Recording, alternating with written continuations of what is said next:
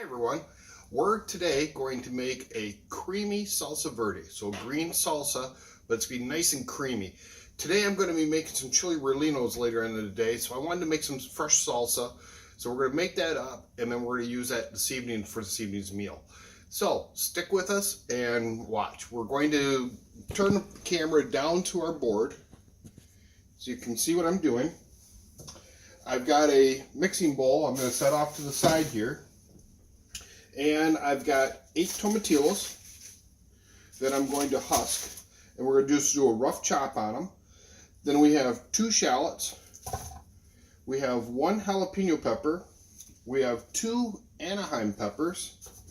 We have a cup of canola oil that we're going to add to it. We're going to add 2 tablespoons of garlic. We're going to use kosher salt to taste. And that's it. And it's really a simple, fast, easy recipe. And it makes a really, really delicious salsa. It's nice and creamy. Very, very good. I'm telling you, this is like really good. And one of my friends who owns a Mexican restaurant is the one that taught me this recipe. His name is Pablo. And he had a restaurant called Pablo's Tacos here. And he had taught me several recipes. Really good guy. Really recommend if you ever come across him, stop at one of his restaurants.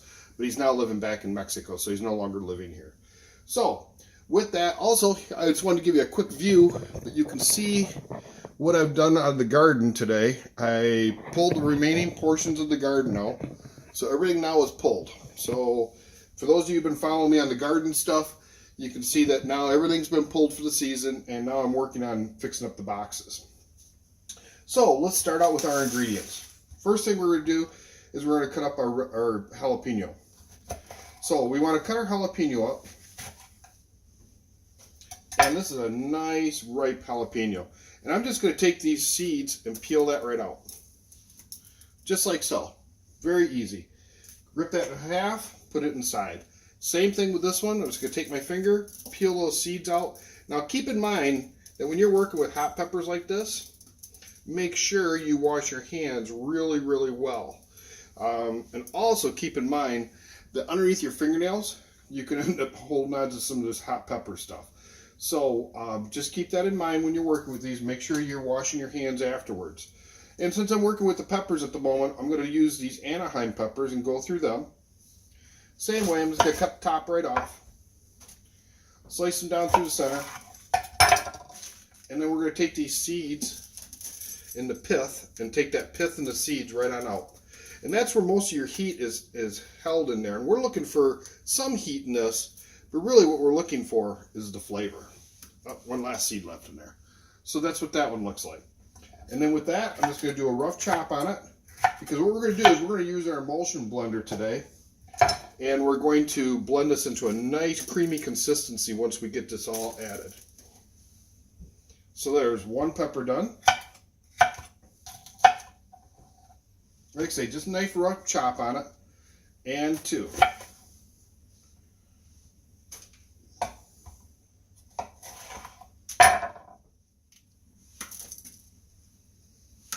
I'm just knocking the seeds out into my sink at the moment. So chop, chop, chop, and we go on to the next one.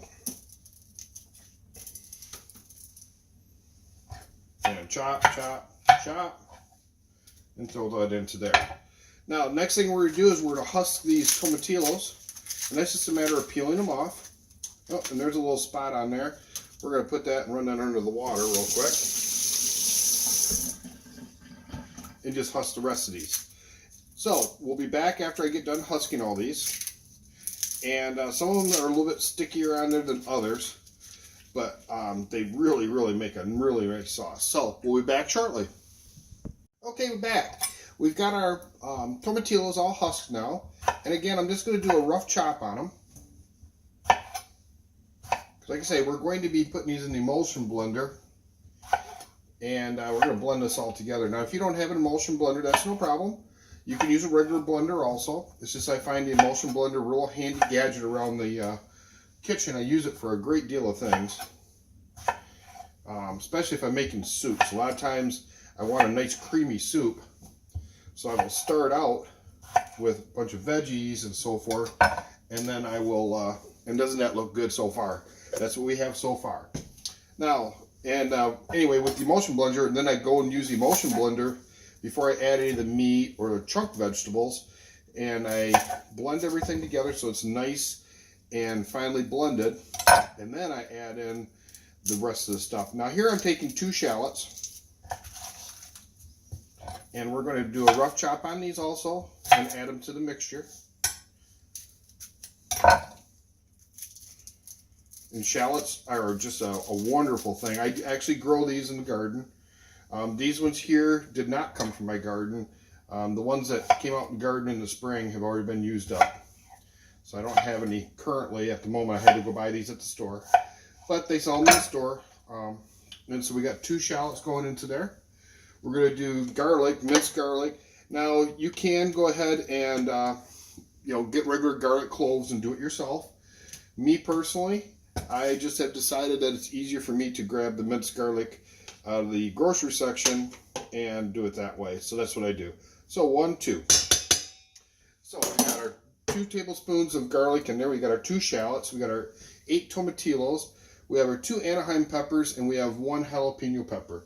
Now we're going to add some kosher salt, a large pinch of salt, and then we're going to add our canola oil. So you got 1 cup of canola oil. And then one last thing to chop is we're going to put some fresh cilantro in here. So we want about a 1/4 cup of cilantro. So we got some nice fresh cilantro here. And this again, I grow in my garden, but it's late in the season, so I don't have a whole lot of it in the garden any longer. Matter of fact, it's all gone. So again, I bought this at the local grocer in the produce section. And then we're going to add this to our bowl also.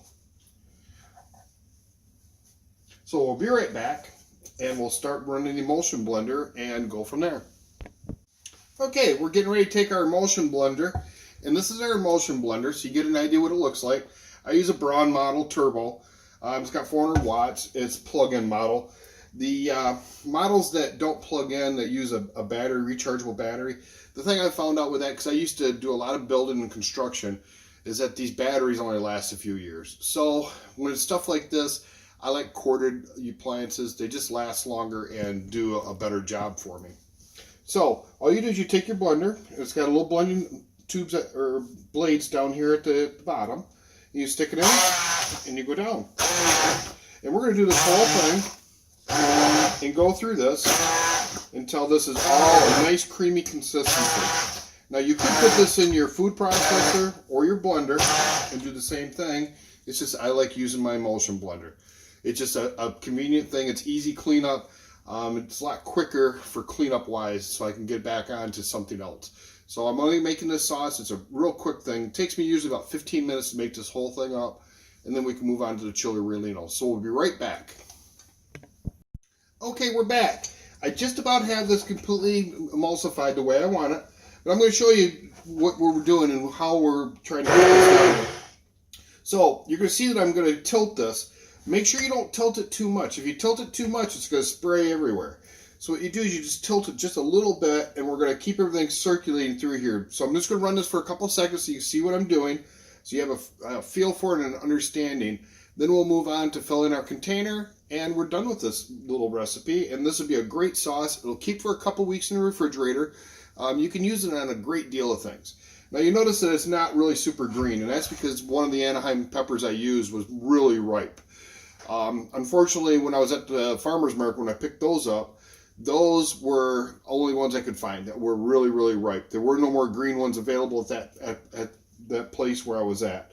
So that's why. Normally this would be a really green color, but the red doesn't matter. The flavor is still there. So with that,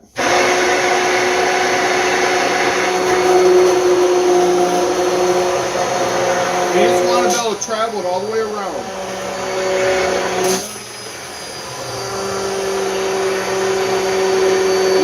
That's moving around inside there. I watched it splattered me a little bit, but I'm not paying attention to watching it. So you got to watch it so you're not bringing it up too high.